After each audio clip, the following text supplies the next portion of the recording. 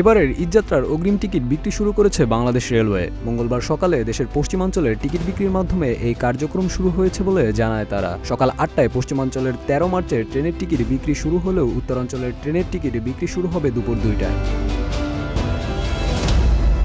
রেলওয়ের ঈদযাত্রার শতভাগ টিকিট বিক্রি হচ্ছে অনলাইনে, যা সংগ্রহ করতে হবে রেলওয়ের ওয়েবসাইট থেকে। ঈদযাত্রার টিকিট চলবে 9 মার্চ পর্যন্ত। এছাড়া রেলওয়ে জানায় ফিরতি যাত্রার টিকিট বিক্রি শুরু হবে 13 থেকে 18 মার্চ। তারা আরও জানায় ঈদযাত্রার 14 মার্চের টিকিট পাওয়া যাবে 4 মার্চ, 15 মার্চেরটি পাওয়া যাবে 5 মার্চ, 6, 7, 8 ও 9 মার্চ মিলবে 16, 17, 18 ও 19 মার্চের টিকিট। তবে রেলওয়ে জানায় কেনা টিকিট কোনোভাবেই ফেরত বা রিফান্ড করার সুযোগ থাকবে না।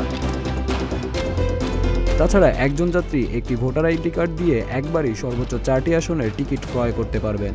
যারা এই অগ্রিম টিকিট ক্রয় করতে পারবেন না তাদের জন্য 25% স্ট্যান্ডিং নন এসি কোচের টিকিট বরাদ্দ রেখেছে রেলওয়ে, যা স্টেশন থেকে ট্রেন ছাড়ার পূর্ব মুহূর্তে ক্রয় করতে পারবেন যাত্রীরা।